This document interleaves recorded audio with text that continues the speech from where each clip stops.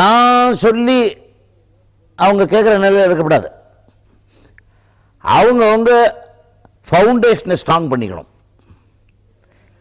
அதாவது ஆம்பளை தொண்டையிலே பாடணும், பொம்பளை தொண்டையிலே பாடணும். இது ரெண்டுக்கும் நடுவில் இருக்கக்கூடாது. அப்படின்னாக்கா நான் சொல்லுவேன், விச்சு பாட்டெல்லாம் பிச்சில் பாடுங்கப்பா, அப்போ தான் நல்லாயிருக்கும்பேன்.